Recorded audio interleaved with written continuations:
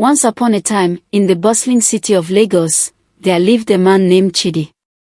He was a hard-working but unfortunate man, married to a beautiful woman named Amoka. Amoka was the kind of woman who turned heads wherever she went. Her smooth, glowing skin and warm, kind eyes made her stand out in any crowd. Despite her beauty, life had not been kind to her or her family.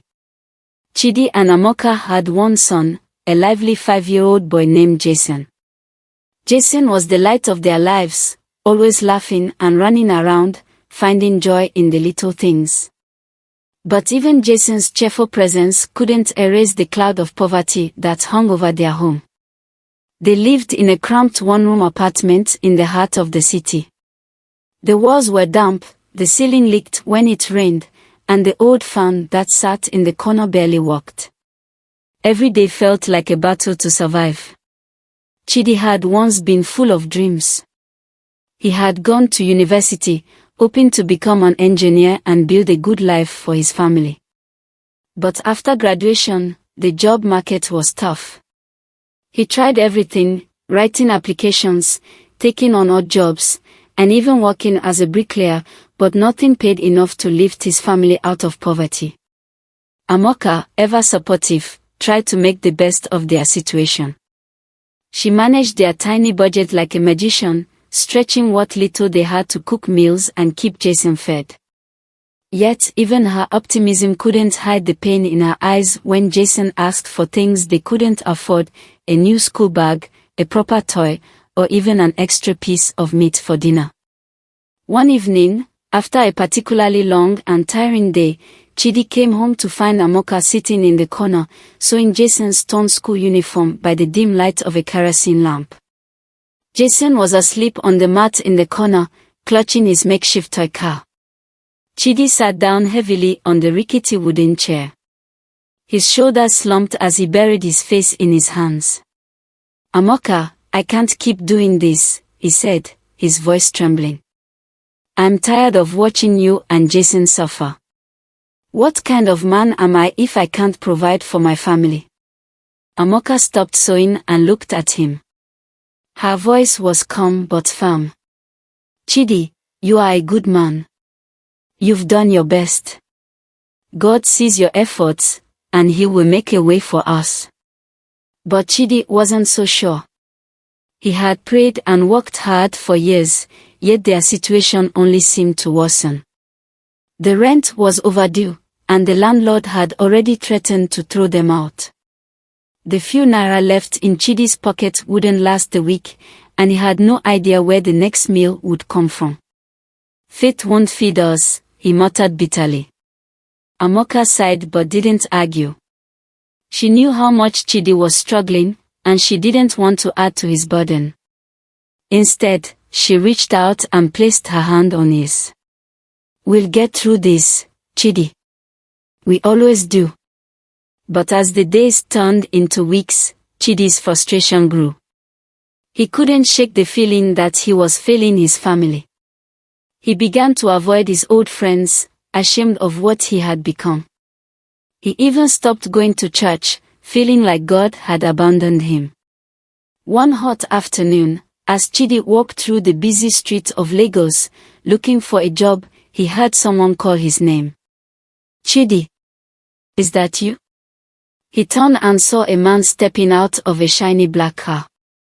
The man was tall and well-dressed, his suit perfectly tailored, his wrist adorned with an expensive gold watch. It took a moment for Chidi to recognize him. "Emmanuel," Chidi said, his voice filled with disbelief. "Yes. It's me," Emmanuel said with a laugh, pulling Chidi into a hug. "It's been ages. Look at you." Chidi forced a smile, embarrassed by his worn-out clothes and dusty shoes. Emmanuel, on the other hand, looked like he had stepped out of a magazine. His car gleamed under the sunlight, and the air around him smelled of success. They decided to catch up over drinks at a nearby bar. Emmanuel spoke about his thriving businesses, his travels abroad, and his luxurious home in Lekki. Chidi listened quietly, feeling both happy and envious. "So, what about you, Chidi? How are things?" Emmanuel asked. Chidi hesitated, then said, "To be honest, things have been tough. I'm trying to make ends meet, but it's not easy. I need a job, Emmanuel. Something that can help me take care of my family." Emmanuel's smile faded slightly, and he leaned back in his chair.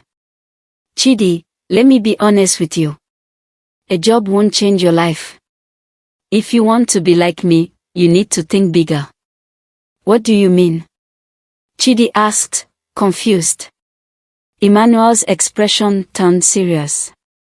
"There's a way to get everything you want: money, power, respect. But it's not for everyone. You have to be ready to make sacrifices." Chidi frowned. "I don't understand." Emmanuel leaned closer. "Meet me tomorrow night, and I'll show you what I mean. But remember, this isn't something you can take lightly. Once you decide, there's no turning back." Chidi nodded hesitantly. He didn't know what Emmanuel was talking about, but desperation was starting to cloud his judgment. He thought about Amoka, Jason, and the life he wanted to give them. If Emmanuel could help him achieve that, wasn't it worth a try? That night, Chidi lay awake, staring at the ceiling. Amoka slept beside him, her face peaceful despite the hardships they faced. Jason snored softly on the mat. Chidi's heart ached as he thought about his family. "I just want to give them a better life," he whispered to himself. He didn't know it yet, but the choice he was about to make would change their lives forever. Chidi remained awake long after the sounds of the bustling city outside had died down. The dim moonlight filtered through the thin curtains, casting a pale glow across the small room. Amoka stirred slightly in her sleep, her hand resting lightly on Chidi's chest. He turned to look at her peaceful face, her beauty undiminished despite the weight of their struggles. "I can't keep failing her," he whispered to himself. His thoughts raced back to Emmanuel's words. "There's a way to get everything you want, but you have to be ready to make sacrifices." What sacrifices? Emmanuel had been vague, almost cryptic. Yet, the promise of escape from this life of misery was too enticing to ignore. Morning came, but Chidi couldn't focus on anything. Amoka noticed his silence over breakfast, a simple meal of bread and tea. "Chidi, are you okay?" she asked, concern lining her voice. He forced a smile. "I'm fine. Just thinking about something." Amoka studied him for a moment but didn't push. She had learned to recognize the signs of his worry. He was always carrying the burden of their survival, and she didn't want to add to it. After breakfast, Chidi left the house, telling Amoka he had another job interview to attend. Instead, he wandered the streets aimlessly, wrestling with his thoughts. The weight of his decision pressed heavily on him. By the time the sun began to set, Chidi found himself standing outside the bar where he had agreed to meet Emmanuel. He hesitated, looking at the entrance. For a brief moment, he considered turning around and going back home. But then he thought about Jason. The boy deserved more than this life of struggle. He deserved to go to a good school, wear new clothes, and eat proper meals. Chidi's hesitation faded, replaced by a desperate determination. Emmanuel was already waiting when Chidi stepped inside. He sat at a corner table, sipping from a glass of expensive whiskey. "Chidi, you came," Emmanuel said, smiling as he motioned for Chidi to sit. Chidi slid into the seat across from him. "You said you could help me," he said, his voice low. "I'm ready to listen." Emmanuel's smile widened. "Good. I knew you'd make the right choice." He leaned in closer, his tone dropping to a conspiratorial whisper. "What I'm about to show you will change your life forever. But once you see it, there's no going back." Are you sure you're ready? Chidi nodded. I'm ready. Emmanuel's expression grew serious. Then let's go. There's someone you need to meet. Chidi followed Emmanuel outside to his car, a sleek black SUV that looked even more impressive under the streetlights. They drove in silence, the hum of the engine the only sound. Chidi's nerves grew with every passing minute. Finally, they arrived at an unmarked building on the outskirts of the city. It was a tall, nondescript structure, its windows darkened, and its exterior giving no clue to what lay inside. Is this the place? Chidi asked, his voice shaky. Emmanuel nodded. This is where it all begins. As they stepped inside, Chidi's heart began to race.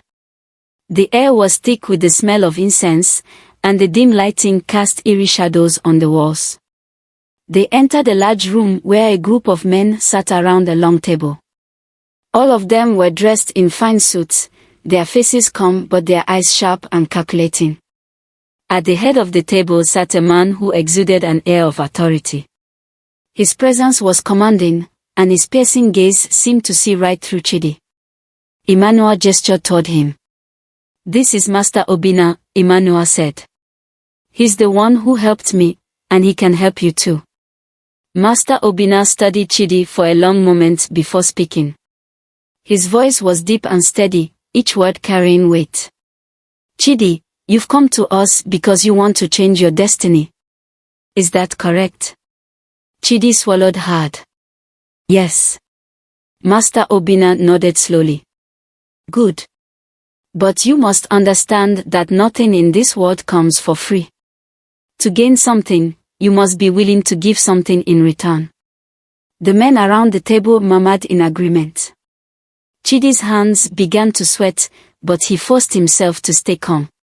What do I have to give? He asked, his voice barely above a whisper. Master Obinna leaned forward, his gaze never leaving Chidi's. That would depend on how much you're willing to sacrifice. For now, we will start small. But remember, the road to greatness is not for the faint of heart. Chidi felt a chill run down his spine, but he nodded. I'm willing to do whatever it takes. The men around the table exchanged knowing looks. Master Obinna smiled faintly. Very well, he said. Let us begin. The dimly lit room fell silent as Chidi's hesitant nod sealed his fate. Master Obinna gestured for one of the men at the table to bring something forward. The man, tall and broad-shouldered, carried a small wooden box. Its surface was carved with strange symbols that seemed to shift under the flickering light. This is the first step, Master Obinna said, his voice low but commanding. He opened the box to reveal a silver knife and a small vial filled with a crimson liquid. Chidi's breath caught. What's that for? Master Obinna smiled faintly, as if amused by the question. A symbol of your commitment, he replied. To receive the blessings we offer, you must prove your loyalty. The room grew colder, or at least it felt that way to Chidi. He glanced at Emmanuel, who nodded reassuringly. It's just a small cut, my brother, Emmanuel said. Nothing to be afraid of. Chidi hesitated. The knife gleamed under the dim light, and the vial seemed to pulse with a life of its own. His hands trembled as he thought about Amoka and Kin. He was doing this for them, he reminded himself. This was for their future. Go on, Master Obinna urged. Every great man must make sacrifices to achieve greatness. Swallowing his fear, Chidi reached out and took the knife. It felt cold and heavy in his hand. The weight of it seemed to symbolize the enormity of the decision he was making. What do I do? He asked, his voice barely above a whisper. Master Obinna gestured to his palm. A simple cut, just deep enough to draw blood. Place the blood in the vial. That is all. Chidi nodded, though his heart pounded in his chest. He pressed the blade against his palm and hesitated for a moment. Then, with a quick motion, he made the cut. The sting was sharp but brief, and a bead of blood welled up almost immediately. He tilted his hand over the vial, watching as the blood dripped into it. The room seemed to grow even quieter, the air thick with tension. When the vial was half full, Master Obinna raised his hand. "That's enough," he said. Chidi handed the knife back, his hand trembling. The man who had brought the box took the vial and carefully placed it inside before closing the lid. Master Obinna leaned back in his chair, a satisfied smile on his face. "Welcome, Chidi," he said. "You have taken your first step toward a life of abundance." The men around the table clapped lightly, their faces betraying nothing but approval. Emmanuel patted Chidi on the back. "You've made the right choice, my brother," he said. But Chidi wasn't so sure. The room felt heavier now, the shadows darker. For a moment, he wanted to ask what would come next, but the words caught in his throat.